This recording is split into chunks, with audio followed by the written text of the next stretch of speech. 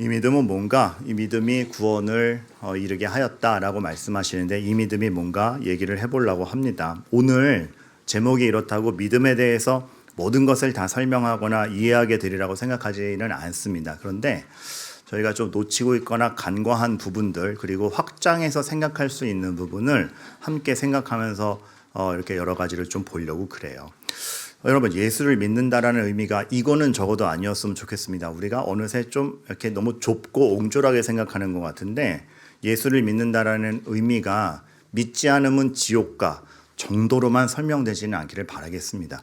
구원의 길이 예수 그리스도밖에 없는 것은 맞습니다. 하지만 우리가 전할 때 당연히 그 경계점을 전해야 되고 분명한 사실이지만 그게 전부는 아니길 바라는 거죠. 너 믿지 않으면 지옥 간다가 설명의 전부는 아니기를 바라요.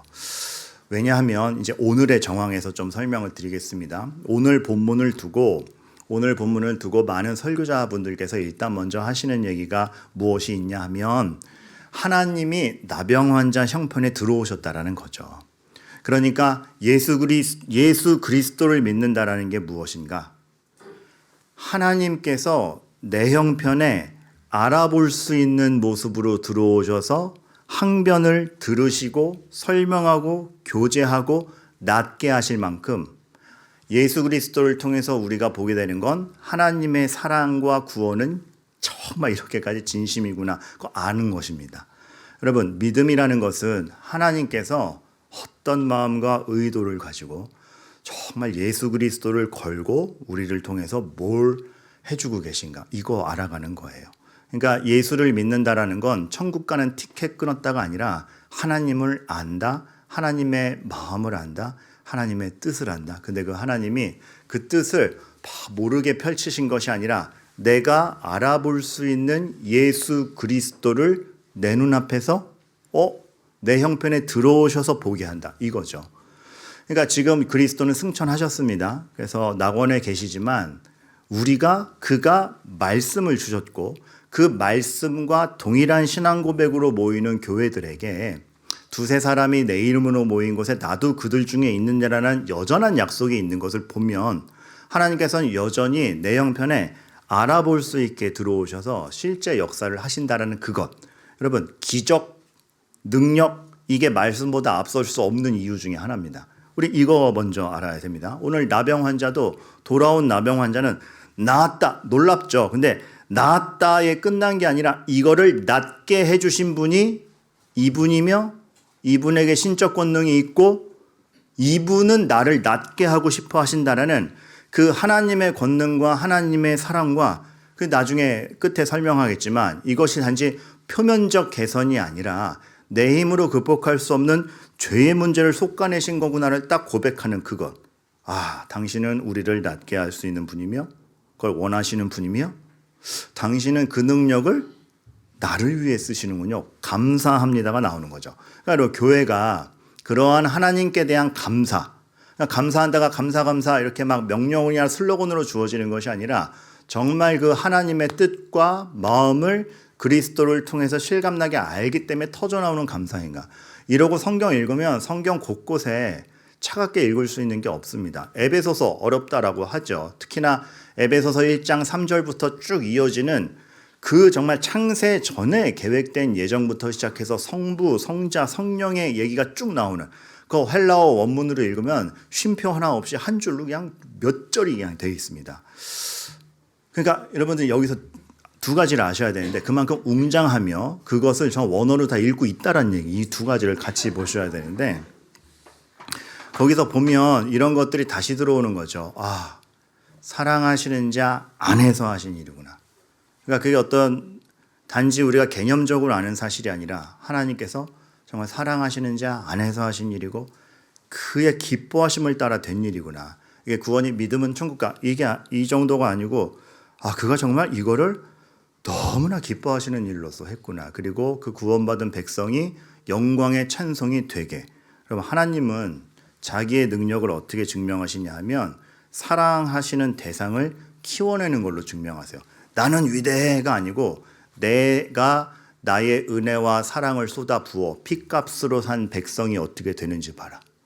얘네들이 영광과 찬송을 돌리는 우리로 자신을 증명하시는 거예요. 그러니까 여러분, 교회가 얼마나 하나님의 마음과 하나님의 뜻을 제대로 알고 있어야겠습니까? 그래서 여러분, 오늘 제가 이렇게 좀 본문이 본질적으로 의미하는 것 외에 좀 확장된 생각 몇 가지를 좀 더 보려고 하는데, 왜냐하면 우리가 믿음에 대해서 좀 간과할 수 있거나 놓친 부분을 좀 보려고 그래요. 그래서 이런 거를 안다면 믿음이 정말 예수 그리스도를 통해서 하나님이 뭘 하고 계시는 것이며 그리스도를 통해서 하나님의 마음을 아는 것이며, 그래서 내 인생이 바뀌는 거라면 이거 한번 따져봐야 돼요. 내 신앙이 율법적인 거 아닌가? 여러분, 왜 그러냐면, 여러분, 근데 이거부터 따지고 들어갈게요. 율법적인 신앙이 뭘까요? 정말 매년 이 질문은 나오고 모르겠어요. 그렇죠? 율법적이냐 율법적이지 않느냐의 경계는 어딜까요? 왜냐하면 우리는 분명히 신앙적인 가르침에 따라 엄하게 가르쳐야 될 규칙들이 있기 때문에 그렇습니다. 사람이 자생적으로 하지 않아요. 그래서 죄로 가지 아니하기 위해서는 정말 이렇게 뚜렷한 규칙과 이거 지켜야 돼. 너 이거 하지 마. 이거 있어야 돼요. 주일 성수해야 돼. 율법적인 것 같은 분위기가 발동되지 않을 수가 없습니다. 근데 고민이 되죠. 성경을 읽어보면 그 율법주의는 아니다 이러니까 그러면 어디까지가 율법적인 거야? 그래서 보통 질문이 강도나 개수로 옵니다. 무슨 얘기냐면, 목사님, 규칙을 세우긴 세워야 될 텐데 어느 강도까지 하면 율법적이지 않은 겁니까? 혹은 몇 개면 돼요? 규칙이 너무 많아도 율법적인 것 같아요. 근데 10개 이하면 될까요? 이렇게 강도나 개수로 물어보시게 되는데 저도 모르겠습니다. 그런데 하나 기준점 잡아드려요. 율법적이다라는 것은 강도나 개수에 달려있지 않습니다. 뭐가 율법적인 거냐면, 여러분 잘 들으세요. 하나님 마음과 의도를 모른 채 하는 건 다 율법적인 겁니다. 하나님 마음과 의도를 모른 채 하나라도 명령하면 그게 율법적인 겁니다. 개수에 달려있지 않습니다. 그러나 하나님의 마음과 의도를 알고 하나님이 내 아버지인지를 알고 한다라면 어려울지언정 그게 개수가 100개가 되어도 하나님을 알면서 하고 그 의도를 알고 하면은 그거 율법적이지 않은 것입니다. 안식일을 기억하여 거룩히 지키라. 하나님이 날 만나고 싶어 하는구나. 이거 알고 지키면 율법적이지 않은 거예요. 근데 그런 거 다 무시하고 지켜야 돼. 요 원칙만. 하나님 마음, 의도 다 집어치우고 옹졸하게 얘기하면 우리 이렇게 얘기하는 거 아닙니까? 당신 주일에 예배 안 드리고 골프장 가면 골프공이 닭이 이빨 친다? 그러니까 이게 옹졸하게 설명 안 됐으면 좋겠는 거예요. 그러니까 지난주 수요일만 해도 수요기도회 때 우리 김성진 목사님 오셨는데 그 아들이 야구를 하는데 열심히 야구 선수 되기 위해서 이제 테스트하고 있는 거거든요. 근데 훈련장에서 야구공이 이빨을 쳤어요. 그래서 부러졌거든요. 근데 이런 말 들으면은 내가 뭐 잘못했나? 그렇지 않지 않습니까? 하나님의 의도와 마음을 모른 채 언급되거나 행해지는 것이 율법입니다. 그런데 여러분, 하나님의 마음을 알면 그가 나를 위해 일하셨고 그리스도의 이름으로 교회를 세우셨고 날 너무 만나고 싶어 하시고 만나기 위해서 그리스도의 피로 내 죄를 씻으셨고 그러기에 예배를 간다. 물론 나는 여전히 죄의 속성이 남아있어서 완전 자유롭지 못해서 가기 싫기도 하고 어렵지만 그 마음 알고 가면 율법적이지 않은 겁니다. 여러분, 먼저 좀 여러분께 말씀을 드려요. 여러분 정말 하나님의 마음과 의도를 알고 기쁨으로 나아가고 있는가? 아니 완전 기쁘진 않지만 그 마음과 의도를 알고 있는가? 아시겠죠? 그래서 그 아이들 교육도 그런 것 같아요. 그러니까 내가 하나님을 믿어서 기쁘다를 보여줘야 되는데 우리는 어느새 그러니까 여러분 이게 마음대로 되지, 이 다음 챕터에서 다룰 거지만 우리 연약함 때문에 이게 마음대로 안 되지만 이상적인 걸 좀 보여드리는 거예요.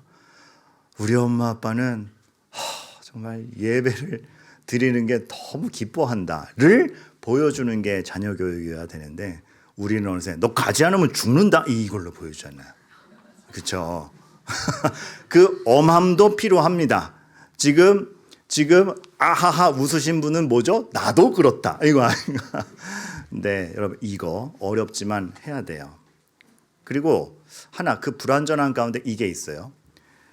그 만남을 위해서 내 형편으로 들어오신 하나님이라는 걸 봐야 됩니다.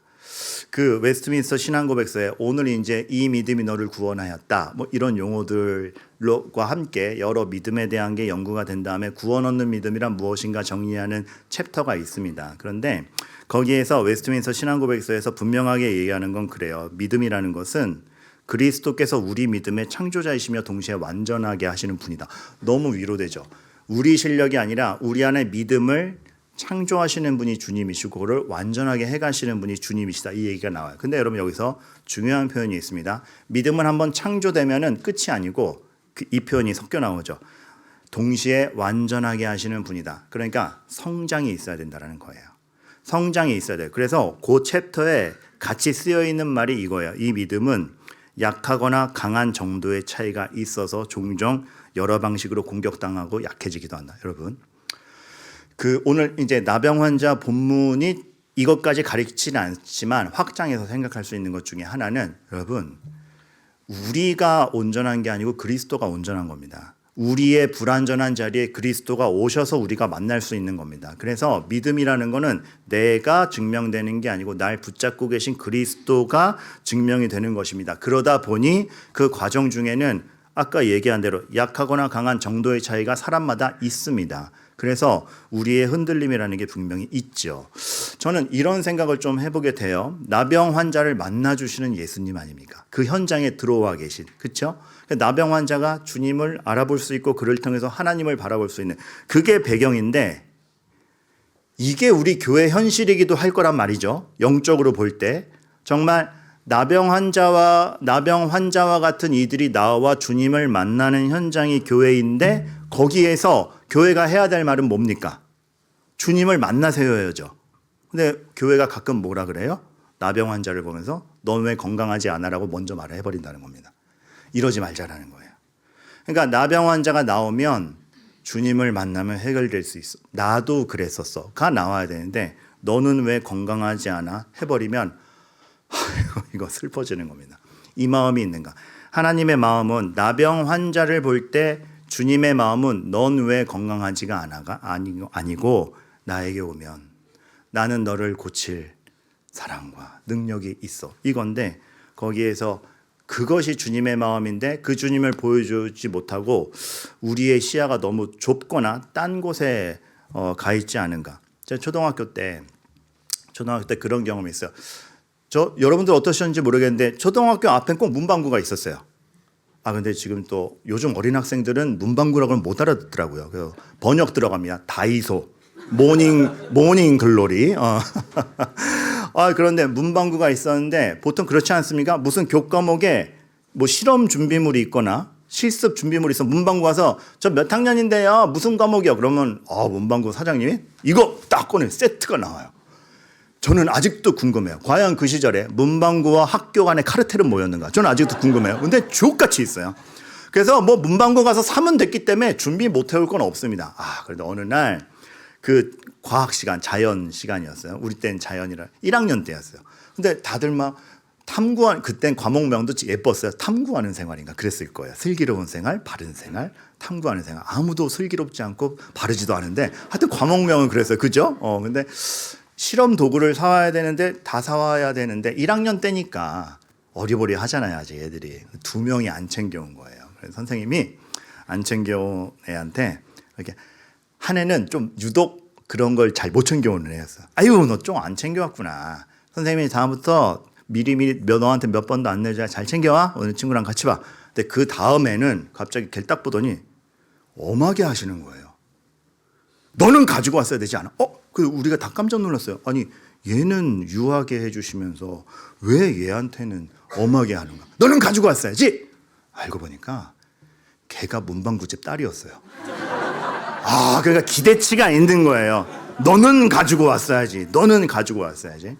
근데 그때 기억에 남는 게 뭐냐면 그때 1학년 수업에 학기 초였으니까 교감 선생님이 1학년 수업들이 잘 되나 이렇게 둘러보시는 가끔씩 복도에 돌아다니셨는데 그때 막 혼내는 장면을 보신 거예요. 쉬는 시간에 들어오셨어요.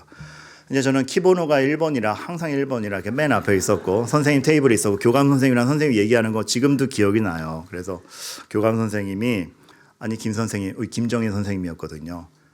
이런 12제자 아직도 헛갈리는데 1학년 담임이 기억이 나. 근데 아유, 김 선생님 아까 애 왜 그렇게 엄하게 혼냈어? 무슨 일 있었어? 그랬더니 이제 김정인 선생님이 지금 문방구집 딸인데 그냥 자기 집에 있는 거 들고 준비물을 안 챙겨가지고 제가 너무 화가 나가지고 그냥 성의가 없어 보여가지고 혼냈어요. 그때는 의미를 이해하지 못하고 길게 말씀하신 걸 다 기억하지 못하지만 이제 깨닫고 몇 개 제가 기억하는 거 문장 나열해 드릴게요. 전 지금 그 교감 선생님이 훌륭하셨구나 싶어요. 그 교감 선생님이 문방구집 딸이 문방용품을 안 챙겨왔다는 얘기를 듣고 딱 이 말씀하셨어요. 김 선생님, 의사 아들이라고 병에 안 걸리나, 교사 자식이라고 구구단을 외우면서 태어나나, 그 집이 문방구를 하든 병원을 하든 8살 아닌가 얘기하시는 거예요. 교회가 이거를 못 보는 것 같습니다. 목사 집에서 태어났든 장로 집에서 태어났든 신앙 경력이 30년이든 죄인으로 태어납니다. 그리고 그 죄인이 그리스도를 만나 믿음을 갖고 그 믿음도 흔들리는 과정 속에서 커나가는 걸 봐야 되는 게 교회인데 우리는 너무 쉽게 니네 집 문방구 하자나가 먼저 나와요. 그렇지 않아요. 우리는 약해요. 주님이 센 거지. 그래서 그 8살 아이에게 집 문방구 니네 집 문방구지만 네가 손으로 집어들고 와야 된다. 선생님은 기다릴게. 이거 해줘야 돼요. 주님 만날 수 있게 해줘야 되는 게 교회인 겁니다. 그러니까 제가 작년에 재작년이네 벌써 2년이 지났는데 목사 PK라 그러죠. PK 패스터스 퀴즈 한국말로 뭐죠? 목회자 자녀. 요즘에 한국말이 더 어려워요. 한국 책 좀 봐야겠어요. 근데 목회자 자녀 캠프를 갔는데 그때 한번 말씀드린 적 있을 거예요. 상당히 많은 아이들이 목사 자녀인데 믿음이 없는 것에 대한 그 죄책감, 어디 가도 털어놓지 못함. 어디서부터 잘못됐을까? 목사 자녀인데 믿음이 없어가 아니고 목사 아들로 태어나도 죄인이에요. 그리스도를 만나야 돼요. 그리스도를 만나야 돼요. 자기 힘으로 안 돼요. 죄책감 느끼는 게 아니고 그리스도를 현장에 계신 그리스도를 만나게 해야 돼요. 목사 자녀도 10대에는 사춘기가 와요. 오면 힘들고 싫은 거 시키면은 싫은. 신앙 경력이 50년이어도 힘들면 흔들립니다. 이것이 우리. 그러니까 여러분들 제가 왜 이 말씀 드리냐면 목사님 제가 권사나 돼가지고 이런 거 고민해요. 아니요. 목사님 제가 안수 집사, 제가 순장. 목사님 제가 신앙 우리가 3대째인데 3대여도 우리는 흔들립니다.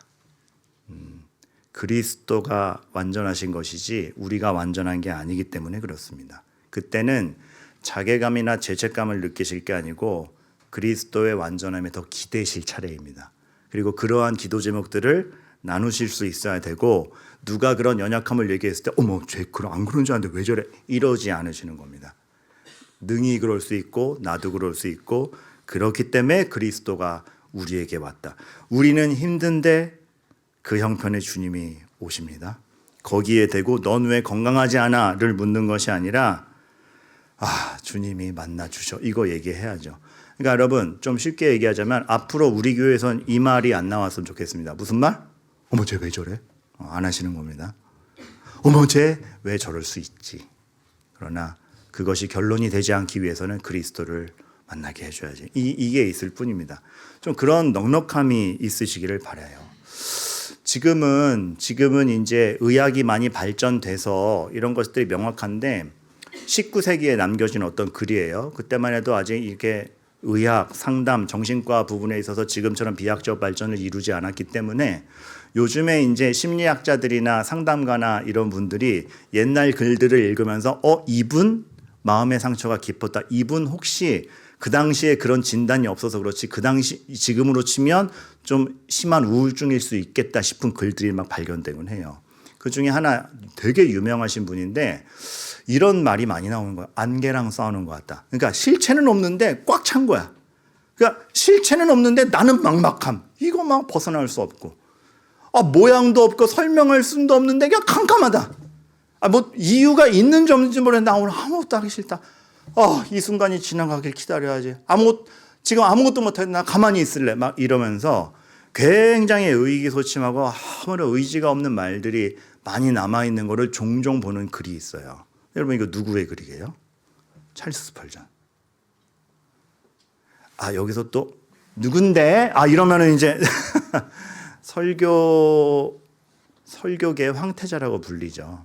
그리고 그 당 19세기였는데 마이크도 잘 뭐 그런 것도 다 없었던 시절인데 10,000명의 청중을 두고 설교를 할 정도로 그 설교를 듣기에 모이던 그런 찰스 스펄전이었는데 개인적으로 남긴 글들에 보면 본인의 우울감을 극복하지 못해가지고 너무 분투하는 걸 봐요. 그걸 보면서 우리가 배반감 느껴가 아니라 그럴 수 있다. 스펄전이 강한 것이 아니라 은혜 주신 주님이 있었던 것이다. 우리 서로 간에 봐야 될 문제들입니다. 나병 환자가 자기가 혼자 깨끗이 씻는다고 병이 낫지 않아요. 주님이 고쳐주셔야 돼요. 그리고 그 주님이 원하고 계시고 내 형편에 들어오시다라는 걸 아는 것에서 시작하면 그 뒤에 오는 어떤 이런 불안과 약함에 대해서도 우리가 맡길 수 있는 거죠. 제 딸이 중학교에 가다 보니까 이제 공부량이 늘어나서 굉장히 분투하고 있습니다. 그런데 고마운 거는 책임감이 있어서 그런지 어쨌든 숙제가 안 끝나면 1시든 3시든 안 자요. 그래서 지난주에도 새벽 3시에 잔 일이 있었어요. 좀 안타까워서 좀 아빠 입장에서 먼저 자는 거는 좀 도리가 아닌 것 같아서 강호에도 도리가 있고 다 법도가 있는 건데 가정에서 먼저 그래야 될 것 같아가지고 저도 마침 뭐 좋다 나도 설교 준비하면서 기다리자 그래서 그냥 그 옆에서 같이 안 자고 있었어요. 근데 이제 갓 중학교 입학했고 숙제를 해야 되는데 안 끝나니까 하다가 중간중간 모른 척했는데 울더라고요. 그래서 근데 이제 여기서 이제 이게 중요합니다. 아빠 입장에서 우는 거 보면 하기 싫은가? 하지 말라 그럴까? 이런 마음이 먼저 들거든요. 근데 중간에 한 2시, 3시 넘어가는 날이 있던 그 어떤 어간에 주옥 같은 말을 합니다. 아빠, 진짜. 그러니까 자기도 의식이 됐나 봐요. 우는 자기를 쳐다보는 저를 의식을 했나 봐요. 근데 이런 말을 했어요. 내가 왜 우는 줄 알아? 해내고 싶은데 졸리니까 눈물이 나는 거야. 그러니까 아빠 내가 하기 싫은 게 아니야. 하기 싫은 게 아니야. 그 말 듣는데 울컥하더라고요. 그러니까 저는 우리는 솔직히 막 애들이 그런 거 보면 그럴 바에 하지 마 이런 말이 막 목까지 올라오잖아요. 근데 그 아이들의 진심은 해내고 싶은데 새벽 2, 3시 졸음은 오잖아요. 그러니까 눈물이 나는 거예요. 근데 여러분 이게 우리 인생 같지 않습니까? 잘하고 싶은데 소리 지르는 부모이기 싫은데 좋은 순장이고 싶은데 성공한 내 삶이길 싶은데 고난이 졸음처럼 와요. 눈꺼풀을 뜰라 그래도 불가항력적으로 와요. 눈물이 나죠. 근데 여러분 우리가 그렇다고 하기 싫은 것도 아니고 살기 싫은 것도 아니지 않습니까? 거기서 우리가 우세요. 거기서 왜 우냐고 하면 안 되는 겁니다. 그리고 근데 적어도 우리에겐 그게 있잖아요. 적어도가 아니고 거기에서 주님이 있다. 그게 우리 답이니까 지금. 자꾸 우리 눈물을 보고 왜 울어 하지 말고 주님이 어디까지 책임지시고 우리 삶에 어떻게 들어와 있는지를 좀 보자라는 거죠. 그때 제가 그래서 그 얘기했어요. 내가 하고 싶은데 졸리니까 눈물이 나는 거야? 하기 싫은 건 아니야? 아빠 뭐 하면 될까? 이런 얘기를 해요. 내가 부르면 친절하게 대답이나 해줘. 딱 이렇게는. 그러니까 여러분들 힘든 성도, 미약한 성도가 있을 때 부르면 친절하게 대답해 주세요. 너 그러니까 안 되는 거야? 이거 하지 마시고. 너 기도 안 하니까. 진짜 힘든 사람은요. 기도할 힘도 안 나요. 신앙이 없어서가 아니라 기도할 힘도 안 나요. 교회가 뭘 해야 되는지. 그래서 여러분 인간 되게 흔들리기 쉬워요. 인간의 안목이랑 굉장히 좁아가지고 그 어떤 교회에 그 상담사가 계셨는데 그 상담사님이 자기가 겪은 거를 보면서 내가 상담사인데 내가 나를 모르는가 싶어서 해주신 얘기가 있는데, 인간이 정말 지식 하나, 감정 하나에서 한 핀트만 어긋나도 불안으로 가는구나. 자기가 담임 목사님이 딱 복도 지나가실래? 안녕하세요! 그랬는데 담임 목사님이 인사도 안 받고 지나가셨대요. 예배 내내 내가 뭘 잘못했지? 내가 뭐 잘못한 거 있나? 그 불안과 엄습과 불안을 뛰어넘어서 목사님 미워지더래요. 아니 아무리 그래도 그렇지 어떻게 인사를 안 하고 갈 수 있어?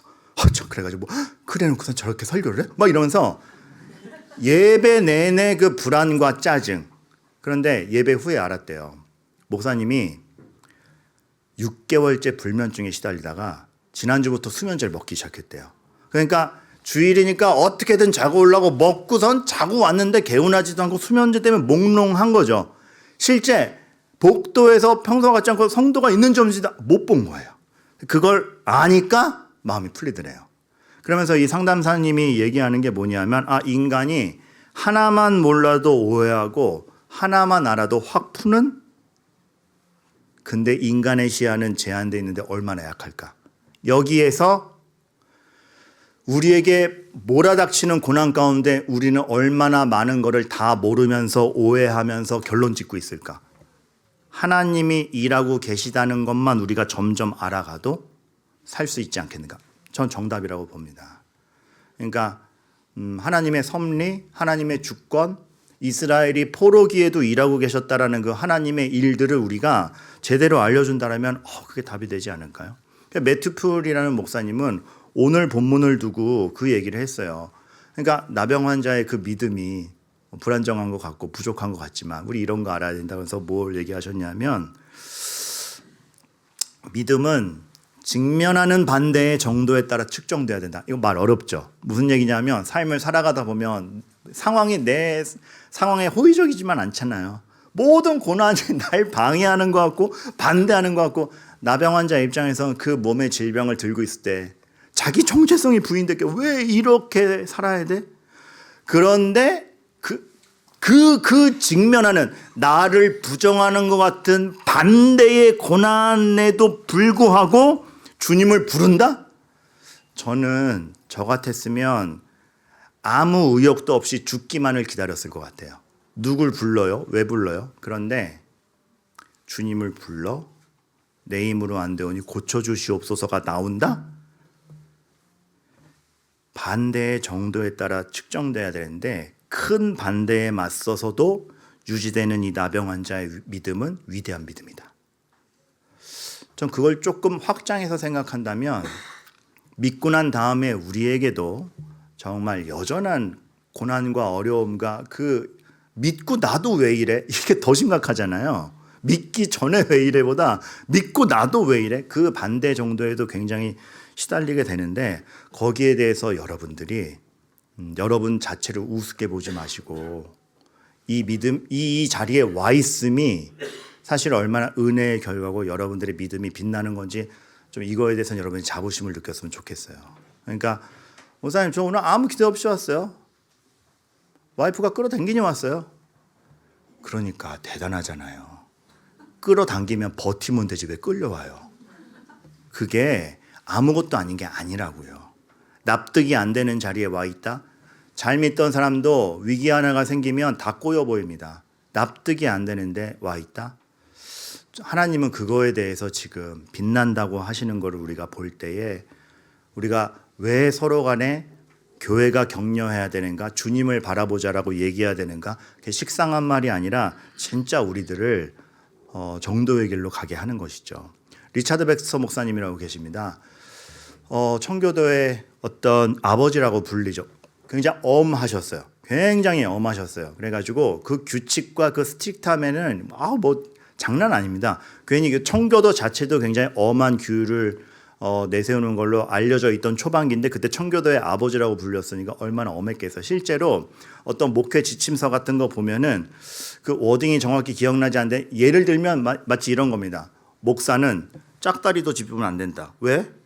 그걸 보고 하나님의 영광을 볼 수 없기 때문이다. 그래서 제가 그 백스터 목사님 글 읽으면서 제가 되게 많이 신경 썼던 것 같아요. 잘 보이자가 아니고 하나님 영광을 못 보이면 안 되네요. 근데 한계점도 많이 느껴요. 제가 오늘보다 더 세게 가르마를 쫙 탄 어느 날 제 딸이 저를 보고 이렇게 얘기했어요. 와, 아빠 미스터 선샤인 같아. 그래가지고 이병헌 일본 순사 이렇게. 그러니까 최선을 다해도 오해가 일어나는구나.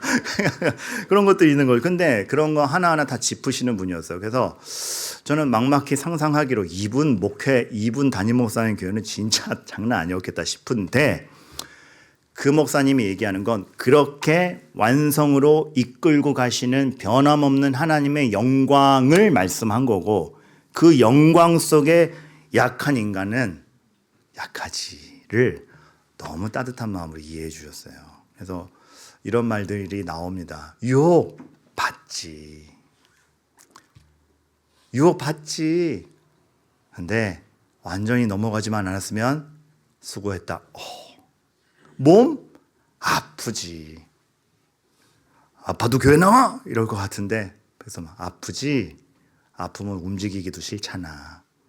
뼈가 부러졌는데 달리라고 하는 게 하나님 아니니까 뼈 붙이는 게 먼저. 이렇게.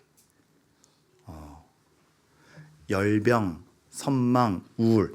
그러니까 지금 생각하면 그 누가의 목사님들이 얘기를 하는데 백스터 목사님 글을 읽으면 지금의 어떤 그 정신의학에서 치료가 필요한 사람들을 많이 대하셨던 것 같대요. 그 글들을 보면. 근데 그거에 대한 이해가 있는 거예요. 열병, 선망, 우울. 이런 거 오면 아무것도 수행할 수가 없지. 이게 있는 거예요.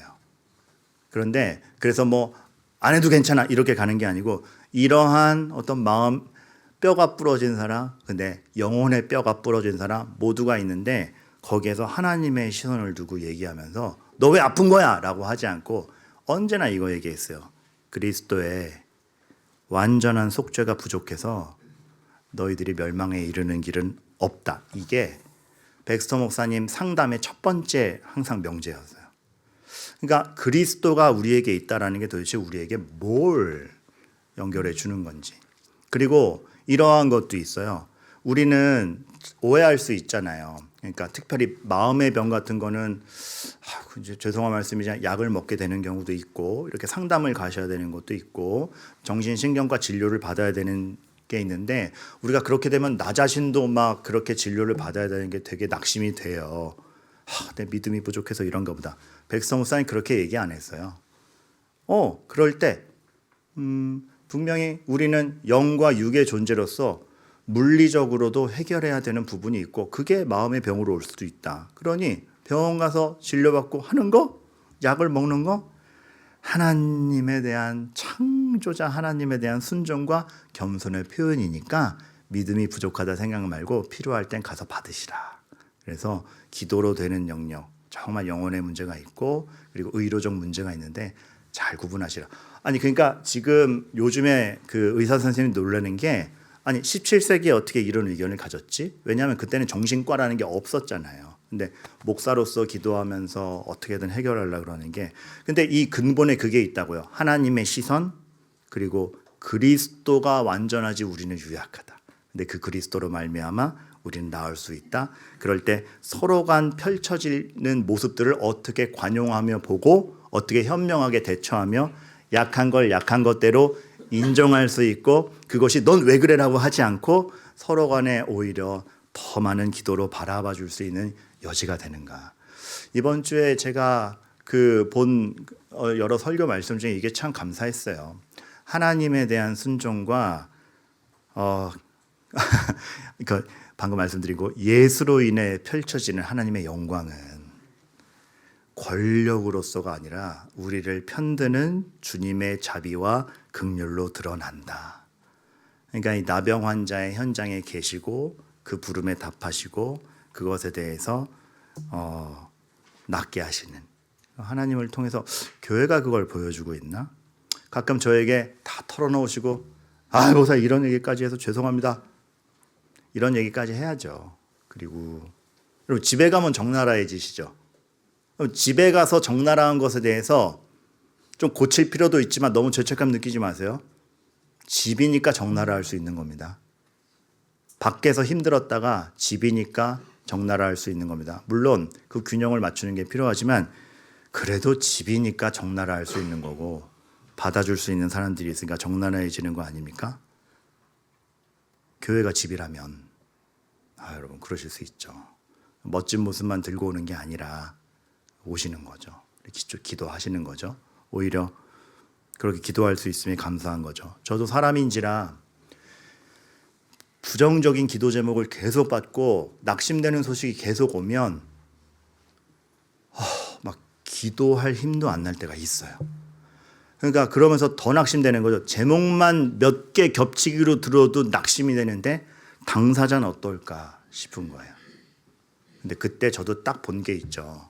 목회가 진짜 내 그릇과 실력으로 되는 게 아니라 나도 주님께 기대고 있고 주님이 받아내신다라는 것을 내가 선포하면서 함께 확신해가는 자리에 있을 뿐이구나. 넉넉해져요. 그래서 사실 요즘에 되게 낙심되는 기도, 너무 애절한 기도 제목 많아요. 근데 너무 부담되고 하나님 어쩌시려고 여기에서 좀 벗어나서 어떤 마음으로 바뀌었냐면 이렇게 위중할 때 우리 교회에 함께 있어서 내가 기도할 수 있음이 영광이다. 이제 그 회복을 보아가리라. 그 용기가 좀 생기더라고요. 되게 슬프고 부담스럽지만 속상하지만 그런 마음이 생기더라고요. 우리가 그럴 수 있기를 바라요. 마지막. 그래서 이제 사실은 이게 메인 주제인데 그런데 이러한 것들을 곁들이는 가운데 나병 환자의 믿음은 무엇이었는가? 여러분 이 믿음이 너를 구원에 이르게 하였느니라. 여러분 믿음에 대한 이해를 분명히 하시기 바랍니다. 나병 환자의 믿음은 김성수 교수님이 이런 말씀을 하셨죠. 이게 김성수 교수님 동명이인이 많다 보니까 막 스캔들이 있으셨던 분 고신 뭐 여러 가지 많은 교수님인데 이제 우만교회 김성수 교수님이십니다. 네, 그 교수님이 죄송합니다. 설교 찬양해야죠. 이렇게 얘기를 했어요. 이 나병 환자 이 본문을 가지고 그 흉측한 외관으로만 이해하지 않고 사람의 속에서 나오는 것이 사람을 더럽게 한다는 예수님의 말씀처럼 내적인 더러움과 본질적 죄를 인식했고 그리스도의 은혜로 영적 더러움과 죄악에 씻긴 것을 돌아온 나병 환자는 알았다. 그리고 그렇게 예수님이 자신을 맞아주시고 함께 하시며 인격적으로 대해 주신다라는 걸 알기에 감사를 하고 찬송을 하였다. 영육 간의 모든 더러움을 정결케 하시는 하나님의 능력과 은혜를 경험하였기 때문이다. 여러분 교회는 상황 개선하는 정도가 아니라 이 주님 만나는 겁니다. 정말 본질적 죄를 솎아내어서 죄를 솎아낸 가운데 다시 보게 되는 세상. 그래서 같은 어려움도 다시 조망하게 되는 그 실력. 그리고 나를 완성하시는 주님을 더욱더 확신함. 이걸로 나아감이 무엇인지를 우리가 서로 독려하면서 보아가는 곳이기를 간절히 바랍니다. 정말 그런 확신으로 이 한 주간 여러분 정말 믿음에 대한 이해가 깊어지시는 가운데 주님과 친밀해지신 가운데 우리 다음 주에 보기를 바라겠고 그 주님이 계시니 우리끼리는 이렇게 얘기합시다. 너 왜 아파? 아니죠? 죄송해요. 또 와퍼. 햄버거 먹고 싶네요. 근데 너 왜 아파? 죄송해요. 이 본성에서 자유롭지 못해요. 햄버거 너무 좋아하니까. 너 왜 아파가 아니고 아프니까 주님 만나자. 아프니까 주님 만나자. 그 아량으로 서로가 보실 수 있게 되기를 바랍니다.